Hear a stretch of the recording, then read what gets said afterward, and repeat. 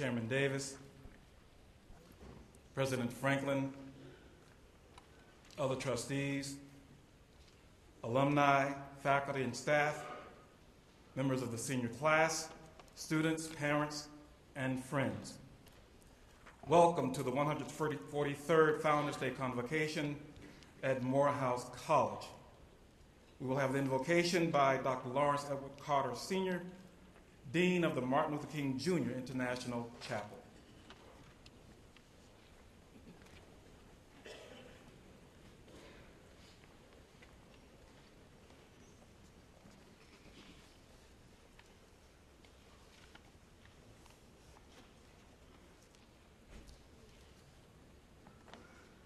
Let us bow our heads for our opening prayer.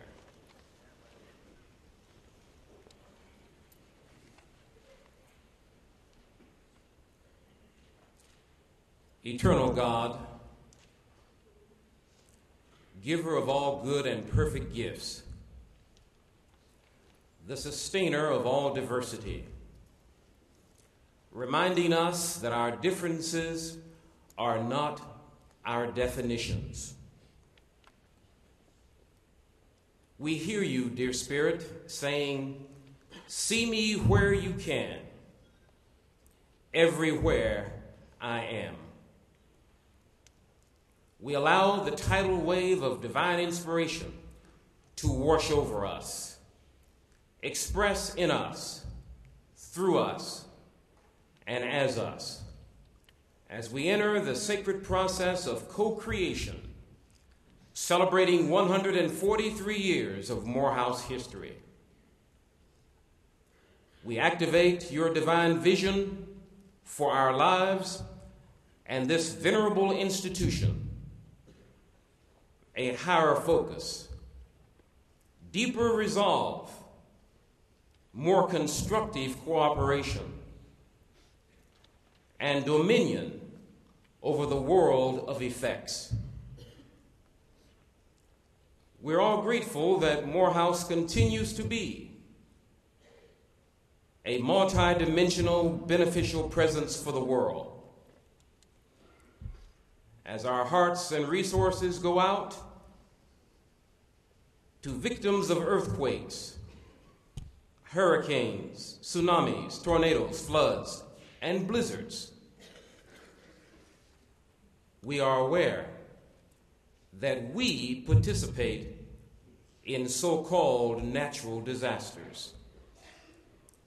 So teach us, dear Lord, to watch our thoughts, words, deeds, and beliefs, which also create disasters. With your constant providential guidance, we transcend race thought,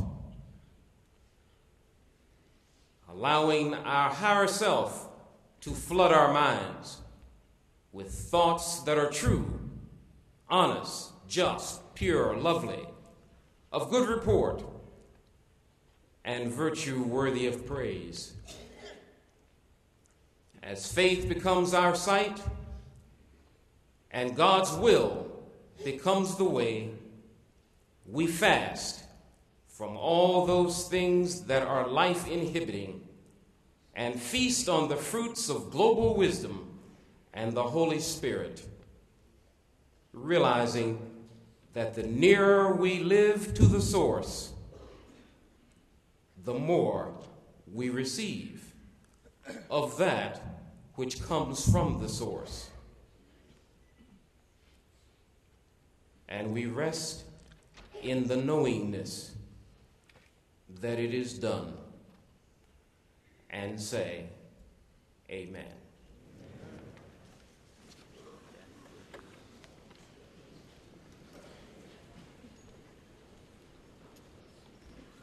Please stand for the presentation of the colors by our Navy ROTC Color Guard, followed by the singing of the Star-Spangled Banner, and lift every voice and sing.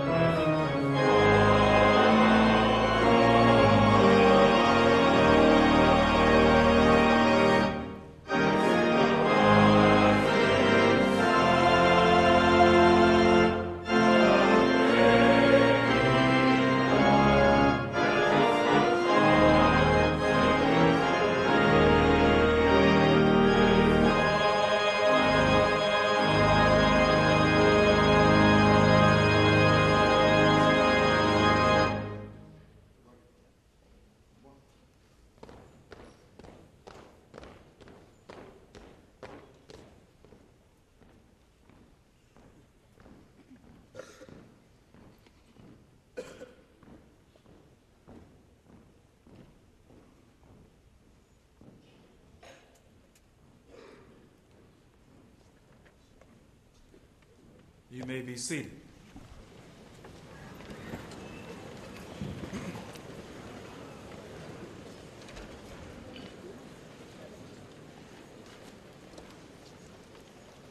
Let me ask that you silence your mobile telephone devices and other devices that may detract your attention from what's happening in the chapel.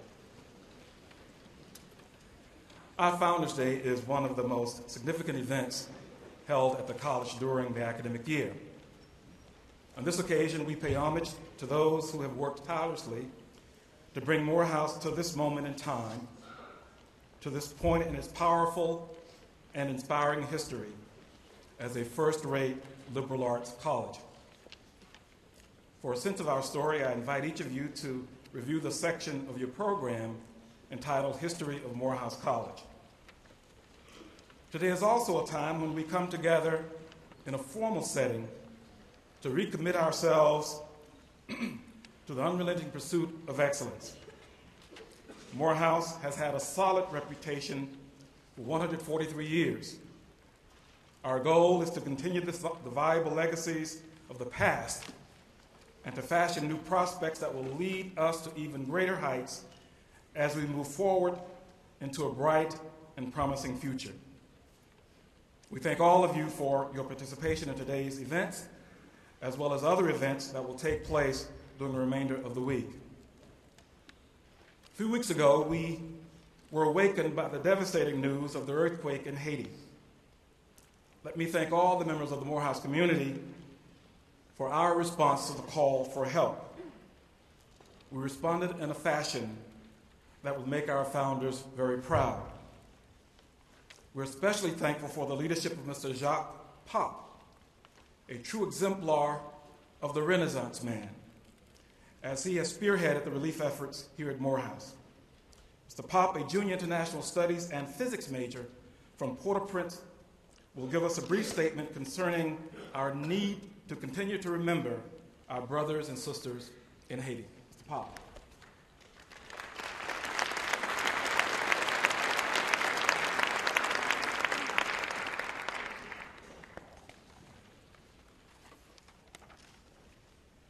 Thank you, Provost Jackson. Good morning, brothers. I wanted to take this time to personally thank you for your continuous support and donations to the Morehouse College Haitian relief effort.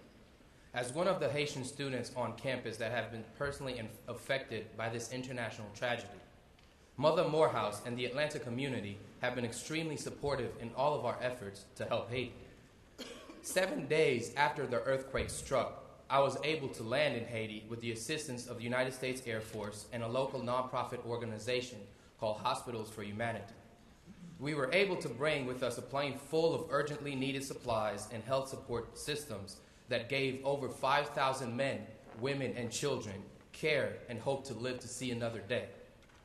Words will never be able to describe the pain and suffering that I've seen during my brief relief trip, but now, nearly a month later, there are still patients that haven't been treated, parents that can't provide shelter and food for their children. So as media coverage slowly fades away, be cognizant of the fact that immediate care and support is still in very high demand for the place that I've called home for the past 21 years. As men of Morehouse, we should already be looking into ways to rebuild the Haitian capital and surrounding communities. In order to do this, we need to strengthen our ties with NGOs such as Habitat for Humanity, the Red Cross, and other local nonprofit organizations such as the Haitian Alliance. These actions are crucial because the rebuilding phase will be much more challenging than the current rescue and relief effort. As global citizens, men of Morehouse need to be at the forefront of every action that will directly impact the future of the first independent black nation in the Western Hemisphere. Please note that if there's anything I got out of Haiti, it's that the international community needs our help to restore hope in the lives of every Haitian family. Given that Morehouse College has always served as a beacon of hope for those in need, let us once again rise up, brothers, to serve our Haitian brothers and sisters. Thank you.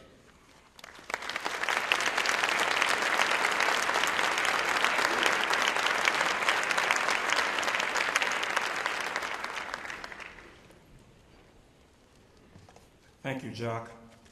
It's now my pleasure to recognize special guests who are here today.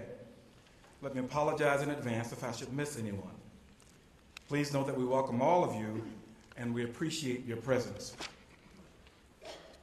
Will all the members of the Morehouse College Board of Trustees please stand and be recognized?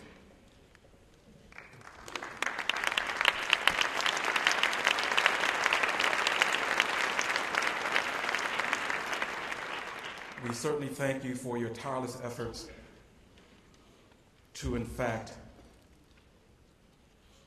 make Morehouse the place it should be.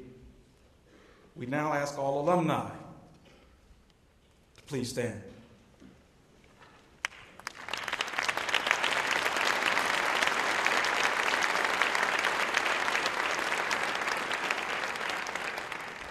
Dr. Wiley Purdue, past president of the college, is in the audience. Wiley, please stand.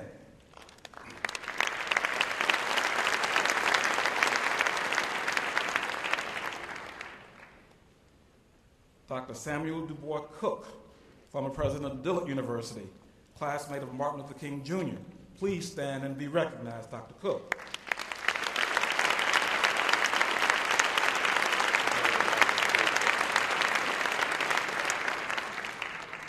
Dr. Harry Wright, class of 1953, and former president of Bishop College in Dallas, Texas, is in the audience.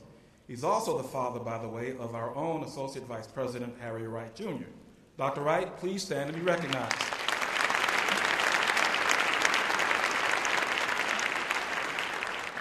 If there are other college or university presidents here, please stand so we can recognize you.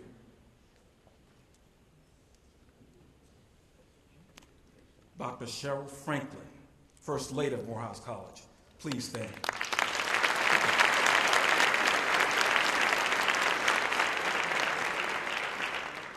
Dr. Franklin and other ladies in the house, we all wish you, on this day, a happy Valentine's Day that's coming this weekend.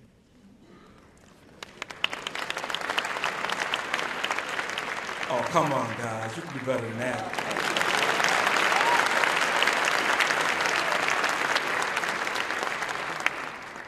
Mrs. Yvonne Gloucester, wife of President Emeritus Hugh Morris Gloucester, is in the audience. Mrs. Gloucester, please stand.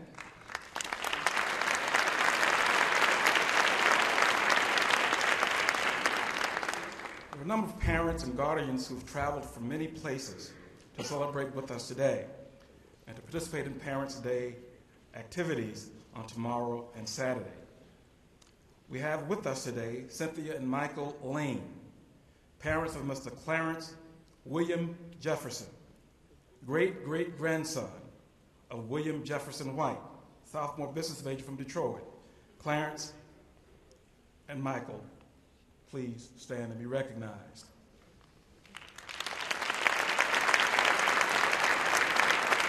And Clarence, Michael, and Cynthia, please stand and be recognized.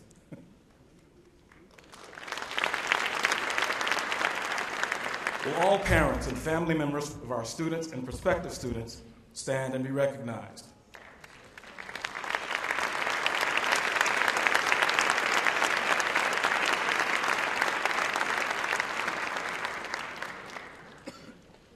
Will the shyest group of all, faculty and staff members of Morehouse College, please stand and be recognized?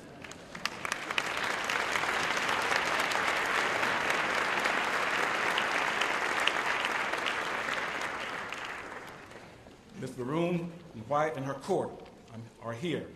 Please stand and be recognized.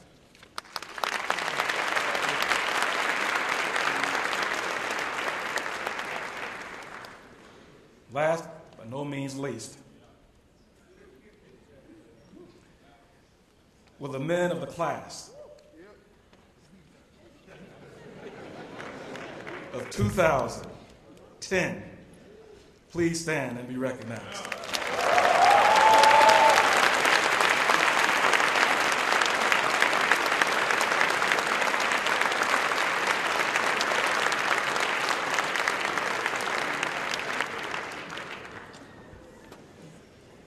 The ushers on duty today are members of Phi Alpha Delta Law Fraternity International, a professional law fraternity advancing integrity, compassion, and courage through service to the student, the school, the profession, and the community. The president of Phi Alpha Delta is Ronaldo Pearson, and the advisor is Dean Alvin Darden. Please give a round of applause to the men of Phi Alpha Delta Law Fraternity.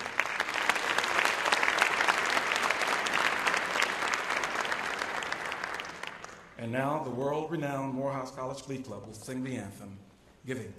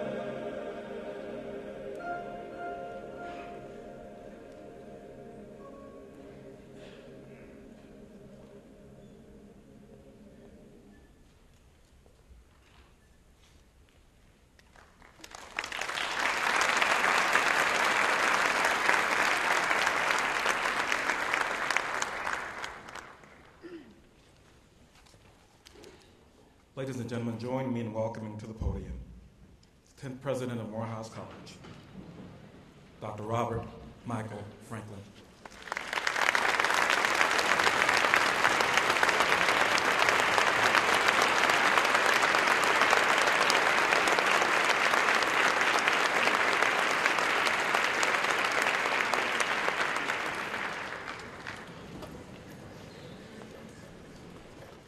Thank you a great deal. This morning I greet you and bring a warm welcome for those who have traveled to this chapel from far away and from places nearby. The college essentially is a great conversation between a great faculty and great students. That is our calling. But Morehouse aspires to do even more as we seek to cultivate in talented and smart young men leaders who are committed to service and committed to lives of integrity. This morning, as I was reflecting on the quality of this faculty, I thought about the many disciplines that they represent. You will permit this brief digression. And I thought about the fields of study that they represent, each of these fearless, inquisitive minds. And I think about the majors that you men of the senior class have declared. And I reflected on the Greek roots of many of these definitions of disciplines. And I want to offer something that will help you crack certain codes. When you look at the word biology, for instance, that L-O-G-Y is a Greek word for, and it has many meanings, but essentially logos in Greek is word, study, science, knowledge about. Whenever you see the L-O-G-Y, look at the prefix, and that tells you this is the study of, the science of, knowledge about. Biology, the study of life. Psychology, the study of the psyche, the mind. Anthropology, the study of man, of humans. Sociology, the study of humans and groups, people. Theology, which Aristotle argued was the queen of the sciences. The study of theos, the Greek word for God. But it's an interesting twist when we come to the field of philosophy, for it does not assume that same pattern of logos-based knowledge. In fact, there is something beautiful here. For philosophy, Sophia at the end is wisdom. And philos, philosophy, philo is love. It's a friend of, from which we derive Philadelphia, the city of brotherly love. Philosophy is the love of wisdom. So in all of our pursuits, I challenge and invite each of us to become philosophers, those who love wisdom. Today we observe our 143rd Founders Day, and we celebrate this occasion, as Dr. Jackson reminds us, we celebrate the longevity of Morehouse's pursuit of excellence. We also reflect on the extent to which Mother Morehouse and her sons have given leadership in their respective fields of global community. Our founders, armed with little more than determined spirits and an enduring faith, built a legacy that remains unharmed by time. I urge each of us to listen today to the voices of the founders and increase our efforts to preserve the Morehouse legacy, pass it on to future generations of Morehouse men. I was moved earlier this week when the members of the class of 2013 were presented with their maroon blazers during a wonderful official ceremony. These jackets, we often refer to them as the coats of the mystique, are a common cloak of brotherhood, and they represent the enduring legacy of the founders. These maroon blazers represent our commitment to unity, to sacrifice for a higher purpose, to service of our community, and to the royalty that is represented by the crown that is held above our heads. I'd be remiss if I failed to thank the alumni, in particular, galvanized by our alumnus Leonard Murray of the class of '92, who matched corporate funding to underwrite the cost of this important and symbolic gesture. And I'd like to take this opportunity to recognize the generosity of some of our friends from Xerox, who made possible with matching gifts these important blazers for our freshman class. Two of the members of the Xerox team are with us this morning, and I'd just like to ask them to stand. Ms. Cynthia Carter, General Manager of the Georgia Public Sector Division, and also Ms. Freddie Vaughn, who's Executive Client Consultant for Global Services and Public Sector Operations. Thank you for your support.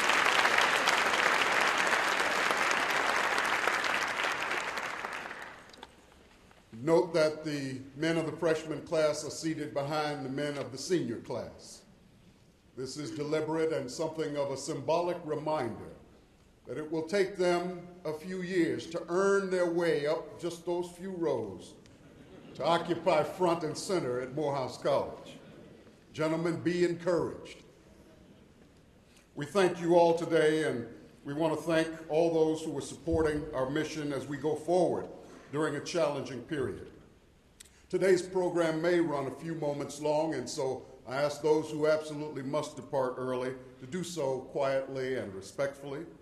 And while on the subject of etiquette in the Morehouse community, I do want to acknowledge an extraordinary basketball game that occurred just 2 weeks ago. Members of the basketball team, are any of you here? Would you stand? Thank you, gentlemen.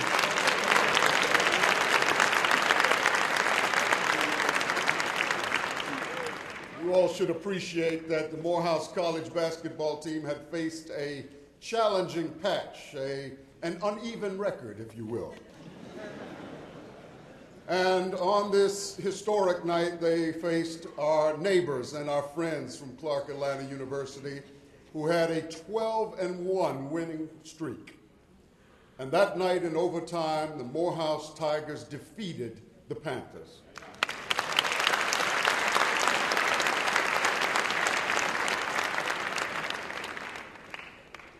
Now, we are very excited about this victory.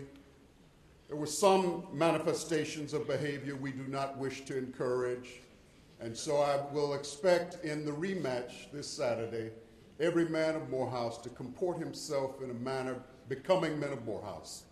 And because, as Dr. Watts likes to remind us, because you are men of Morehouse, we know you will do the right thing. Please, gentlemen, observe proper decorum and the decorum of a winner who does not boast, but wears his or her victory with a certain quiet, understated dignity. Demonstrate your victorious posture of a winner in that fashion. Yesterday, we convened an extraordinary symposium titled Black Men in the 21st Century, Myths, Data, and Reality. I want to thank all of our faculty and staff who played a role in organizing that important symposium that is rapidly becoming the nation's annual report card on the state of African American men, boys, and families. Next week, we will post video of that conference on our website, and I hope you all will look for that. It's now my pleasure to introduce our chairman of the board, Willy Flash Davis. He's a member of the class, the historic class of 1956. The chair is a Morehouse man of distinction. As a student, he gained recognition for his athletic prowess, earning the nickname Flash for his ability to carry the ball down the football field before our opponents realized he had it. Now he is an accomplished criminal attorney and has served in an advisory capacity to various commissions in the state of Massachusetts. Willy Flash Davis gives admirable leadership to the Morehouse College community and continues to represent the ideals in his personal creed and work ethic. Please receive our chairman, Mr. Davis.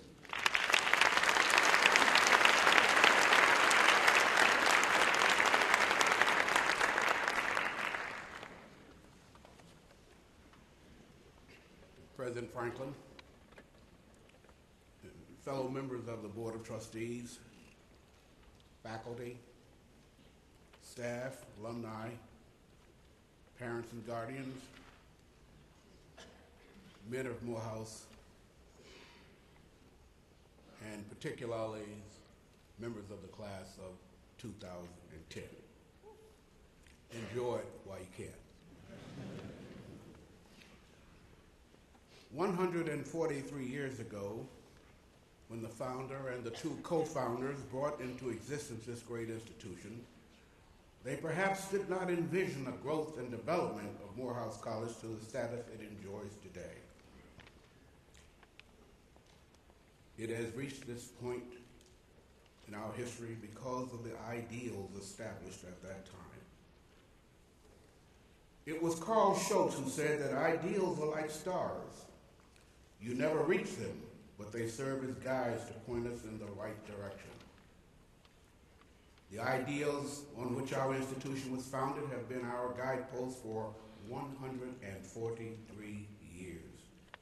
These ideals stated that we can and must be the best that we can be in order to produce outstanding leaders who can provide service at a very high level. Without doubt, we have produced a great number of such leaders. These ideas have fueled our continuing and unswerving commitment to excellence in scholarship, leadership, and in service. And these ideas have enabled us to give inspirational direction and guidance to thousands throughout the world.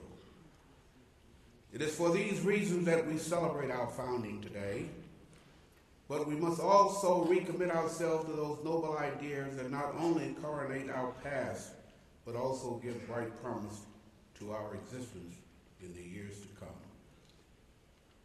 In the words of Mordecai Johnson from the class of 1911, Morehouse College, bless her name.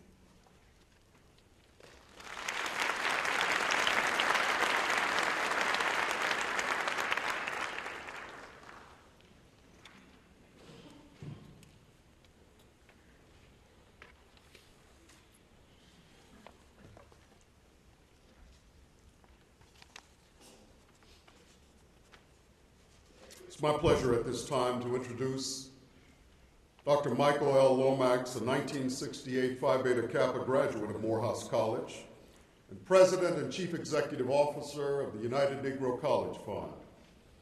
Dr. Lomax earned a Master of Arts degree from Columbia University and a Doctor of Philosophy degree in American and African American literature from Emory University. He taught literature at Morehouse and Spelman Colleges and at the University of Georgia. At the same time, Dr. Lomax was becoming a prominent figure in Atlanta government and politics.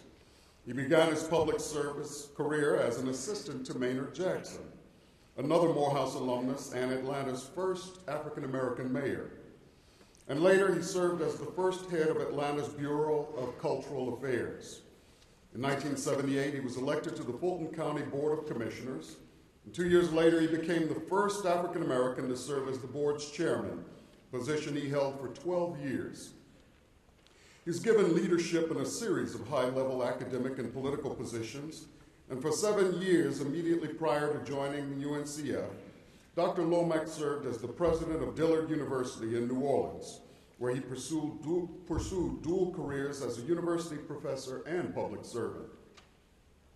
The nation's largest higher education assistance institution, the UNCF, works through its headquarters and 24 field offices to provide operating and program funds to its 39-member private historically black colleges and universities and their 60,000 students.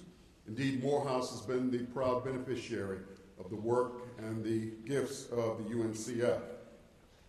Dr. Lomax is a trustee of Emory University, a member of the founding council of the Smithsonian Institution's National Museum of African American History and Culture, and a member of the board of directors of Teach for America.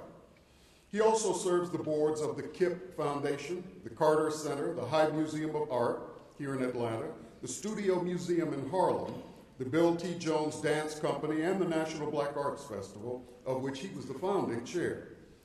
President George W. Bush appointed him to the President's Board of Advisors on HBCUs, and he's received numerous awards, including the Laurel Crown Circle Award from Omicron Delta Kappa, the Distinguished Emory Medal, and a Candle in the Dark Award from Morehouse College, as well as several honorary degrees.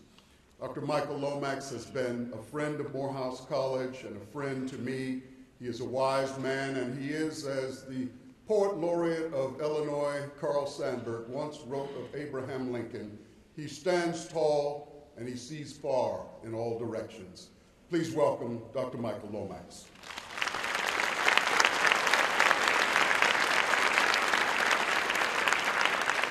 Thank you very much, President Franklin. Chairman Davis, Dr. Moss, There he is. Distinguished platform party trustees, former colleagues on the faculty, administrators, students, class of 2010, let's give them one more big hand.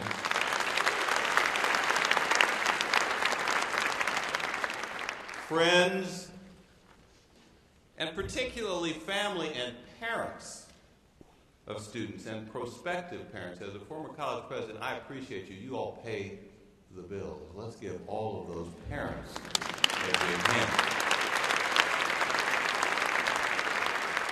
I am deeply honored to be here today for Morehouse's 143rd Founders Day.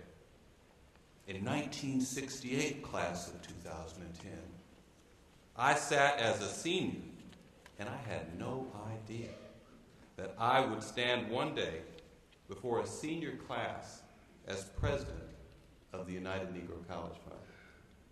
So you never know. Life's journey is so full of unexpected events, occasions, and duties. I am humbled to be here today and honored to have the duty of delivering a message at this wonderful and historic occasion. I will do my best to render a good message, but not a long one.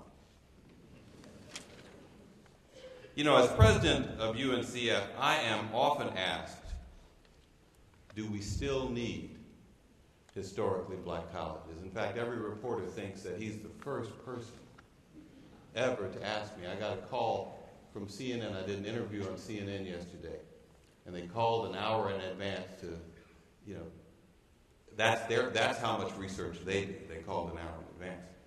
And the researcher said, first question, do we still need black colleges? And I responded then, and I do always, unequivocally and forcefully, yes, we do. I explained that there are nearly 2 million African Americans annually seeking a college degree. 2 million African Americans annually seeking a college degree. Approximately 14% of that 2 million are attending the 105 historically black colleges that represent about 3% of the 3,000 plus bachelor's degree granting universities, colleges and universities in the United States. Annually, 130,000 African Americans receive their bachelor's degree across this entire country, 130,000. Yet these 105 historically black colleges that represent less than 3% of all of the colleges and universities in this country, that 105 historically black colleges produce 26,000, or just over 20% of those bachelor's degrees. And UNCF's 39 private colleges, with just a quarter of the black college students' population, award 8,000 of those bachelor's degrees every year. So, yes, we still need historically black colleges because they continue to outperform the rest of higher education in providing college degrees to African Americans, and not just providing them, but giving young women and young men the opportunity to earn them, because all of you who are going to get one this spring earned that degree. And our graduates are more likely to earn degrees in critically important disciplines like STEM, science, technology, engineering, and math. HBCU graduates are more likely to pursue graduate and professional degrees to become lawyers and doctors. More likely than those who attend other institutions, more likely to view themselves as leaders, and more likely to be civically engaged. All of those are outcomes, parents and families, outcomes and behaviors that historically black colleges foster. We continue to need HBCUs because we continue to need African Americans to pursue and attain college degrees. College degrees are more important than ever in this globally competitive, knowledge-based economy in which we live. The jobs of today and increasingly the best ones in the future will require sophisticated skills, analytical and critical thinking, strong communication skills, the capacity to work in teams to solve problems and to create new and innovative solutions. And most of all, successful careers will require the individual to continue to learn, to retool, to build new skills. All of those capacities are developed in college. President Obama has emphasized the urgency for the U.S. to produce more college graduates. And he has made clear that changing demographics in the U.S. mean that to reach our national goal of producing more college graduates than any other country in the world, we must ensure that Americans of color, Black and Latino, Asian and Native, earn college degrees in increasing numbers. America can no longer afford to ration rigorous academics and college preparatory curricula just for white students. College for all is an aspiration in the national interest. But until recently, U.S. policy and practice has been college for some. And Blacks and Latinos have been seen as the muscle behind hard labor, not the brains fueling a knowledge economy. But College for All has been the United Negro College Fund's aspiration for 66 years. And our mission has been to ensure that Black and other marginalized Americans can realize their dreams of a college education. And we have supported the strongest engine of Black American advanced education, our historically Black colleges and universities. We've raised $4 billion, supported 300,000 students as they've earned college degrees, and provided direct support to all of our historically Black college members, including Morehouse College.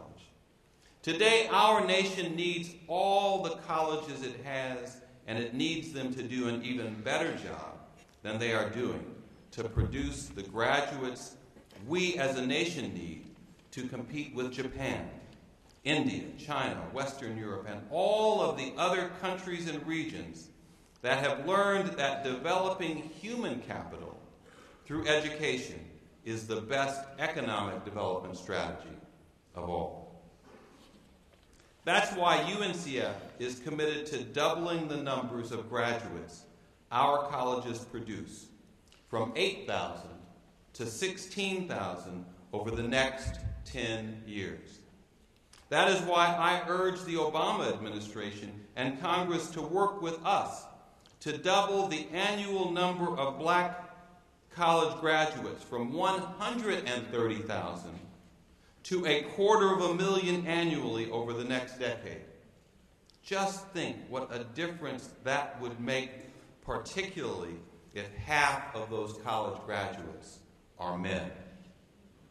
Just think, 125,000 Black men earning a college degree.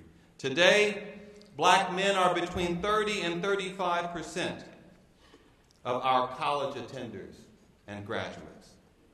Increasing the number of Black men graduating from college must be our number one goal as a people. You can give me some applause on that. You got it.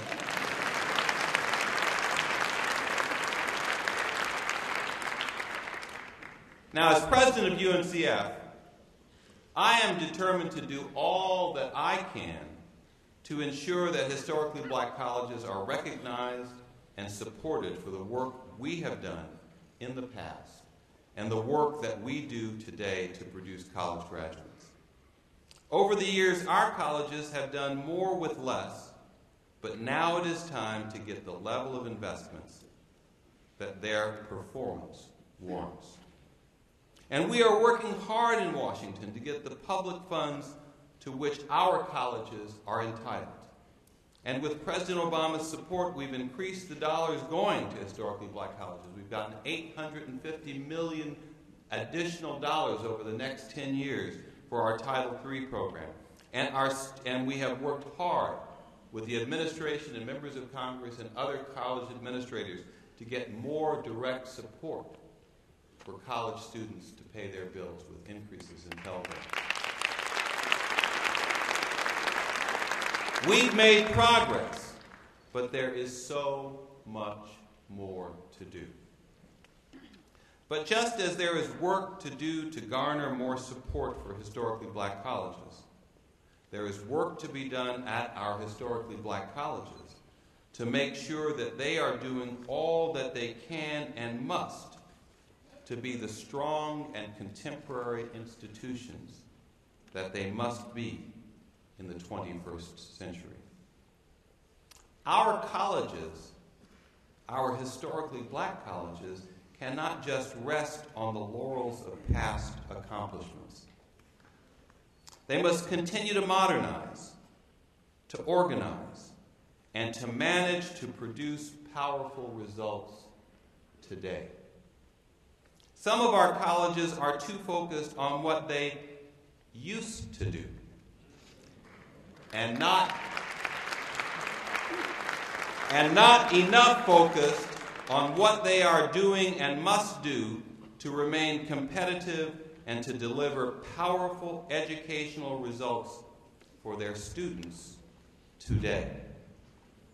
When I was president of Dillard University in New Orleans, I was tasked by the Board of Trustees and the alumni to build on the firm foundation established by two Morehouse alumni who had served as presidents before me, Albert W. Dent and Samuel Du Bois Cook, who is here today. And let's give Dr. Cook another round of applause.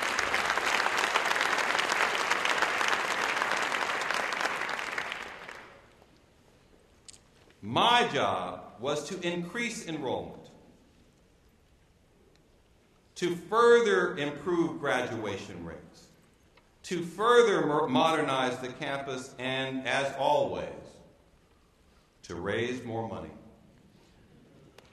and do what I could to improve the rankings in U.S. News and World Report. All trustees focus on that, Dr. Franklin, as you know.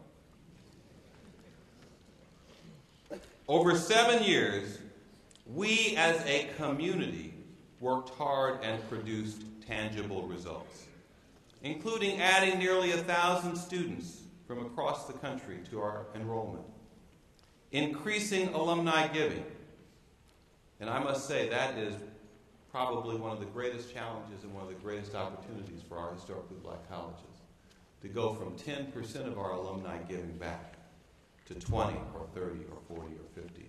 What a difference that will make men of Morehouse and Morehouse men. And we made significant improvement in our U.S. News and World rankings. This was not the work of any one individual, but instead the work of a team, building on the work of earlier teams. I led it for 7 years, but the team helped embed the ambitions in the next administration. And today, in spite of the ravages of Katrina, Dillard continues its march forward, revitalized and determined, resilient and undaunted.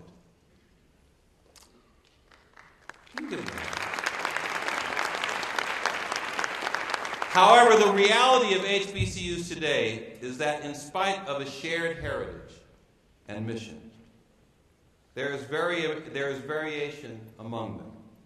And to put it bluntly, some are weak, some are doing well, and some are soaring. I believe all historically black colleges and universities are needed.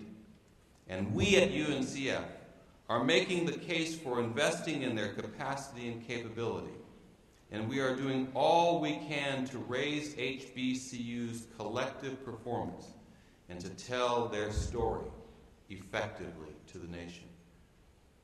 This is urgent work because there are tough realities facing our historically black colleges. There is competition for students, and black students have choices to go to a range of colleges. There is competition for faculty. The best can and do go anywhere. There is competition for visionary and effective leadership. African Americans are demonstrating that we can lead at Brown University, at Rensselaer Polytechnic, and at a range of outstanding institutions across this land. And donors, too, have a wide range of choices for where to put their dollars. They don't just want to know what you used to do. They want to see what you are doing now before they will invest in what you say you will do later on. Change has come to HBCUs, and we must embrace change and improvement. We must be more student-friendly because students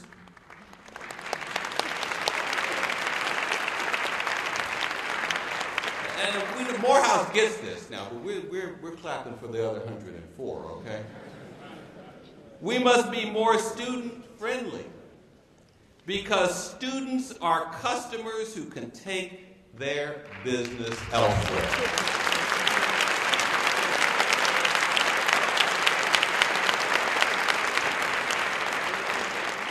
And we must make their college experience so rich, so rewarding, and so challenging that it will define their lives and be the foundation of their future loyalty and support to the college they attend.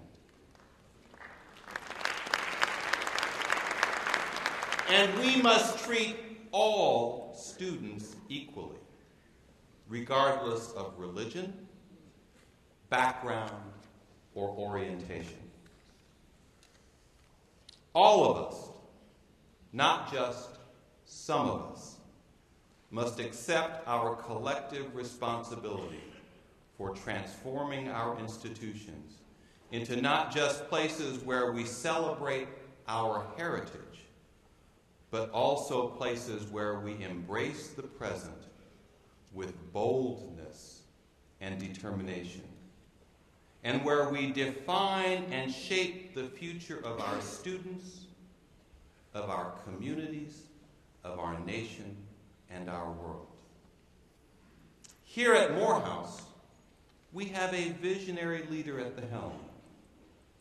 President Robert Franklin has articulated a vision for the college and for the men of Morehouse, a vision of Renaissance leaders with a social conscience.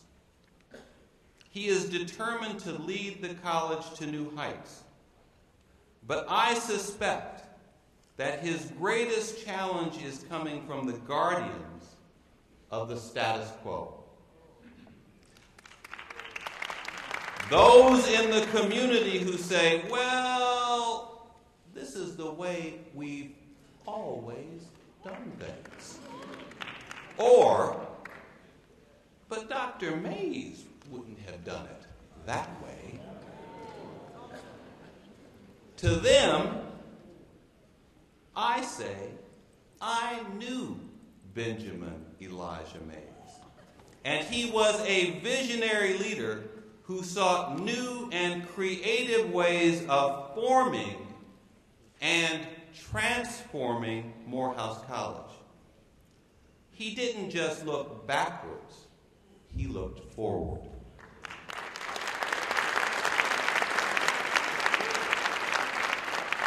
Dr. Mays was a great man, but he was not perfect. And there were times when students even dared to challenge him. Now, he resisted. But Morehouse under Dr. Mays was not rigid. Rather, it was dynamic and always striving to be better. That is the Morehouse that Dr. Mays created. Morehouse has always been a leader among HBCUs, and I believe Morehouse must be a leader in helping show historically black colleges how they can be true to their heritage and their mission, and also be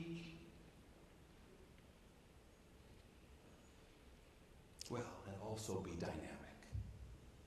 We need Morehouse to be at the top of its game, performing and pushing its limits. It needs to be a highly competitive, contemporary institution.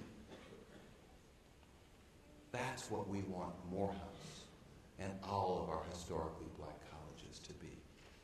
And we cannot afford to lose any more colleges, and we cannot, as a community or as a nation, allow these educational assets to go underutilized and undervalued. We need all 105 historically black colleges to perform at the top, and we can make that happen. The choice is ours.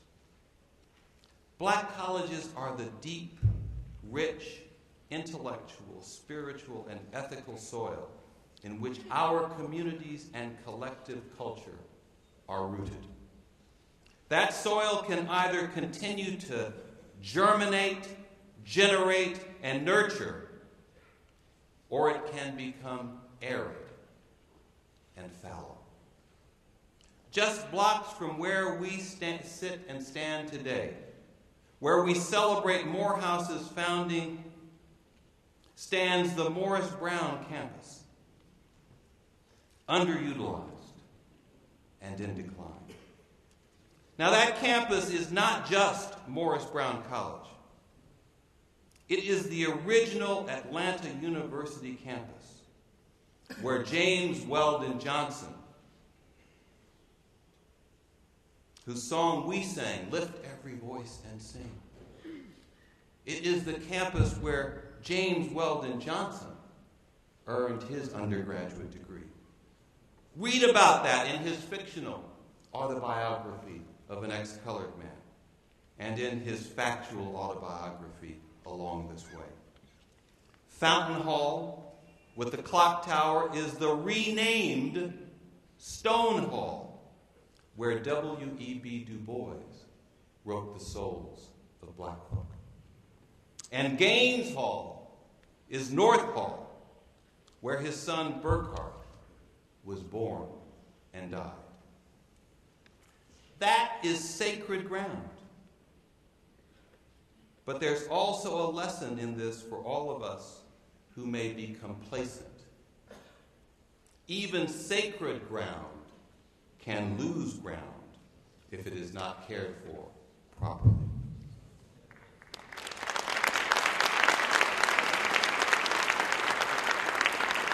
So I urge the entire Morehouse community,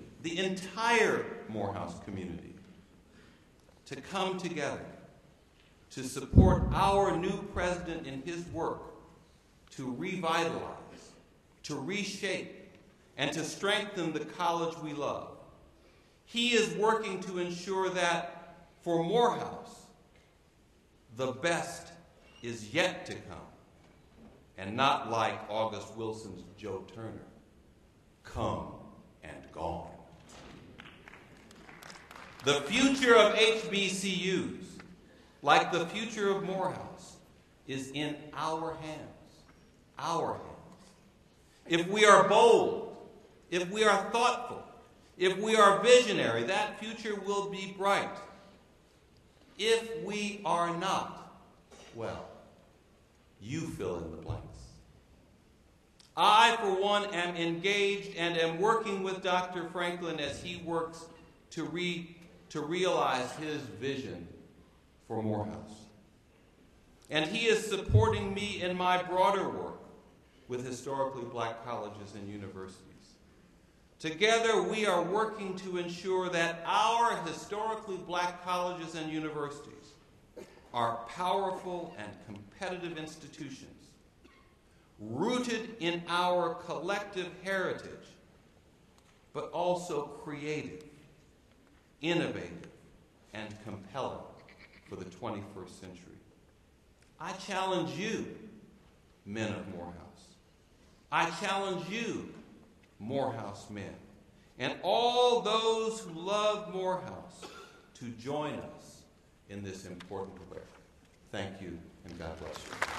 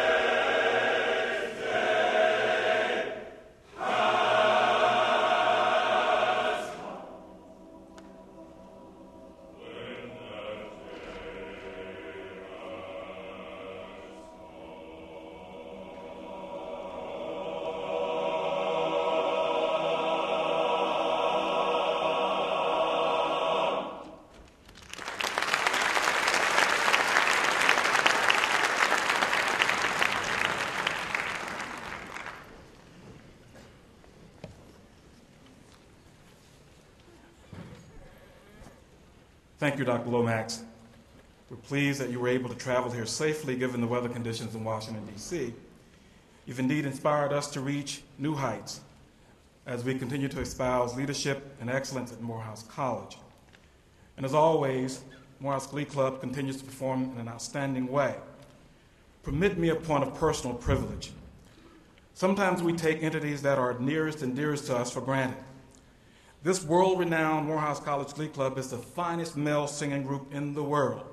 Yes, in the world. I don't make that claim because several years ago, Wendell Phillips Whalen tolerated my voice and allowed me to be part of this group. I state it because, in the words of Bill Murray, that's the fact, Jack. Let us recognize in an appropriate way the world-renowned Morehouse College Glee Club.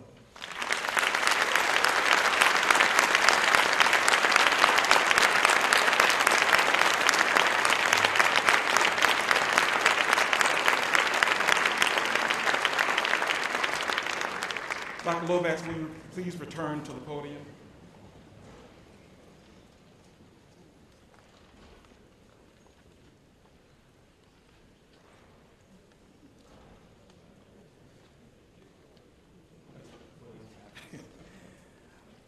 Michael, you are truly one of the most dedicated sons of Morehouse. This gift, this freshman class, this maroon blazer, is but a mere token of our appreciation to you for all that you've done and that you continue to do in the name of outstanding leadership and service. Thank you.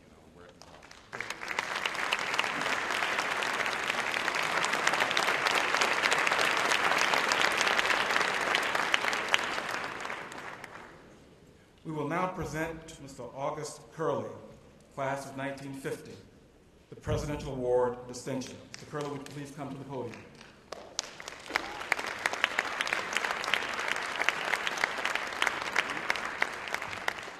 Alumnus Curley, thank you for being a part of this special occasion. It is the college's privilege to have you with us today. We salute your professional accomplishments and commend you for demonstrating the ethical leadership that is at the core of the college's mission. In celebration of your continuing pursuit of excellence, it is my honor to present to you, on behalf of the Morehouse College family, this Presidential Award of Distinction, which reads in part, "A treasured son of Morehouse College, you are a living example for students and alumni who seek a model for success in academics, professional achievement, and service to the community. After earning a bachelor's degree from Morehouse and a master's degree in chemistry from Texas Southern University, you began to plot a course that would lead you to work with some of the nation's preeminent research organizations. You blazed a trail of excellence at the Centers for Disease Control and the Food and Drug Administration, and later provided exemplary leadership in your roles at the United States Environmental Protection Agency, the World Health Organization, the World Bank, and the American Embassy in Cairo. In addition, your service to the American Chemical Society, the Society of Toxicology, and the American Association for the Advancement of Science is a testament to your relentless advocacy for improved public health. Today, on the occasion of the 2010 Founders Week Convocation at Morehouse, we are pleased to salute you for a lifetime of devoted service and accomplishments in scientific research. I present this Presidential Award of Distinction to you, August O. Curley, an embodiment of the principles of excellence, public service, and ethical leadership espoused by Morehouse College. Congratulations.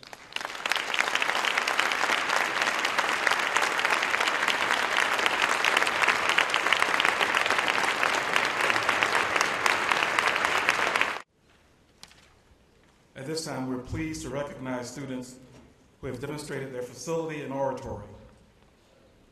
Dr. Moss, please come to the podium to present awards to the winners of the 2010 Otis Moss Jr. Oratorical Contest.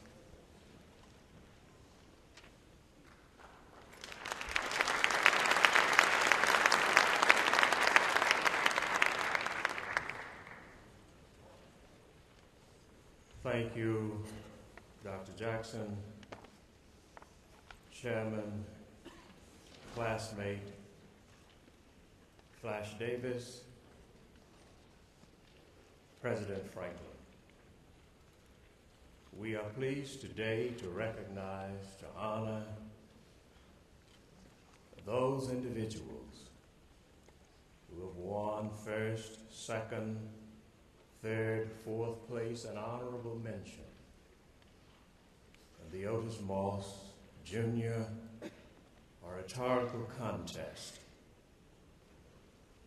42 years ago, almost, but a few days, when Dr. Martin Luther King Jr. was introduced by his friend and colleague, Rabbi Abraham Joshua Heschel. Rabbi Heschel said, Martin Luther King Jr. is a voice, a vision, and a way. I call upon everyone to hearken his voice, share his vision, and follow his way. The future of our nation is dependent upon the impact and influence of Dr. King. The men of Morehouse, following the challenge and charge of President Franklin to be well-spoken, will be and are already a voice, a vision, a way. Dr. Watts, will you join me in recognizing the honorees of 2010? Chairman Flash Davis, President Franklin, Provost Jackson.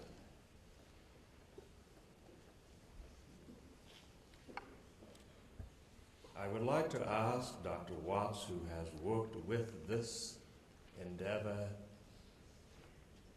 in such an excellent way across the years, to call the names as we extend appropriate congratulations and awards to the winners of this year's contest. It has been said that when we speak, we establish our existence. You speak to and for us, and may you do it when those of us who share the platform today will watch you and listen to you from the balcony of eternity. Dr. Watts. Thank you, Dr. Moss. Ladies and gentlemen,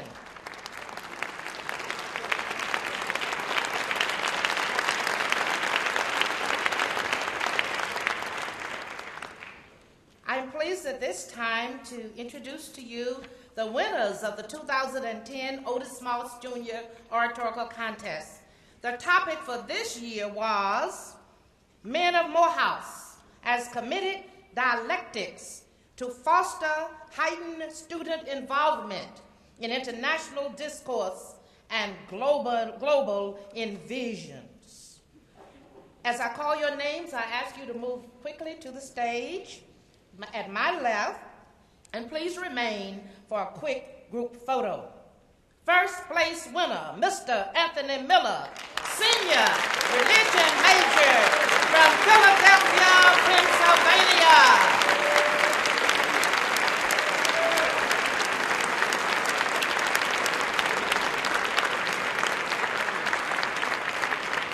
Second place winner, Mr. Lindell Marshall, Senior, Sociology Major from Elmsford, New York.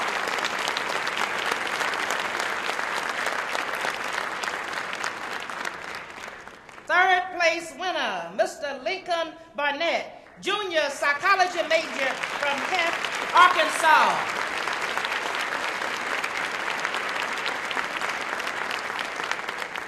Fourth place winner, Mr. Malcolm B. Morse, freshman, political science major from Washington, D.C. We have two honorable mentions, Mr. Sharnick Duranville, a junior sociology major from Kissimmee, Florida, and Mr. Emmanuel St. Ange, sophomore, biology major from Newport News, Virginia. Let us give all of our winning contestants another round of applause. Congratulations, and I hope we see more of you up here next year. Best wishes to all of you. Thank you.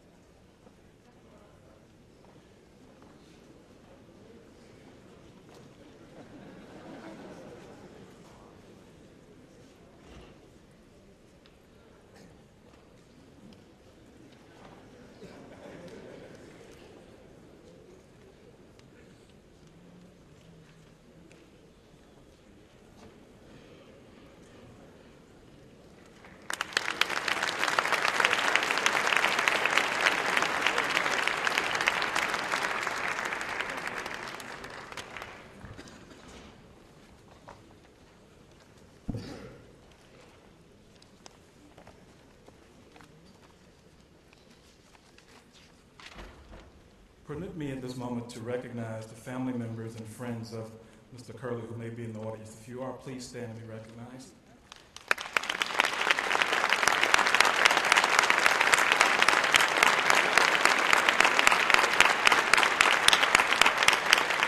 Thank you very much. Today's convocation is a continuation of a series of exciting events that will span the week. Shortly after this convocation, President Franklin will indeed lead a cake-cutting ceremony in the cafeteria celebrating the birthday of this institution. Tomorrow evening, Founders Day concert featuring soulful songstress Layla Hathaway, hosted by poet Hank Stewart, also featuring Christian jazz saxophonist Antonio Allen, will take place. On Saturday morning in Sale Hall, the Chapel for the Inward Journey, we will have our annual Reflections of Excellence, featuring the 2010 Benny and Candle Awards recipients. Ms. Michelle Carey, TV news anchor, CNN Headline News, will serve as the moderator. We're urging everyone to come out to hear our gala honorees share words of wisdom and inspiration as they speak about their road to success, especially how they overcame challenges and still achieved greatly. We especially encourage our students to come out in full numbers. After the honorees speak, members of the audience may ask questions. If you cannot afford a ticket to attend the gala, come out on Saturday morning and meet the honorees at a program that is free of charge. Graduating seniors who have Crown Forum deficiencies may receive credit for developing one of the writing topics that will be on the table at the entrance of the auditorium of Sale Hall. Freshmen who have deficiencies in their freshman orientation class may also receive credit for Reflections on Excellence attendance. On Saturday evening, our 22nd annual Candle in the Dark Gala will begin at 7:30 in the Centennial Ballroom, Hyatt Regency Hotel in downtown Atlanta. The Founders Day worship service will be held on Sunday morning here in the chapel at 11 a.m. The speaker will be Reverend Dr. Kenneth J. Flowers, class of 1983, pastor of the Greater New Mount Moriah Missionary Baptist Church, Detroit, Michigan. And on Sunday afternoon at 4 p.m., we will have our Founders Day concert celebrating the 99th anniversary of our Morehouse College Glee Club under the direction of Dr. David Morrow. And on a sad note, the funeral of Dr. James Ellison, who served Morehouse for more than 60 years. In fact, Dr. Ellison gave me my first aspirin back in whatever. Please, if you're available, the funeral services will begin here in the chapel tomorrow morning at 10 a.m. After we stand and sing the Morehouse College hymn, we ask that you please be seated for instruction from Dr. Watts concerning the recession.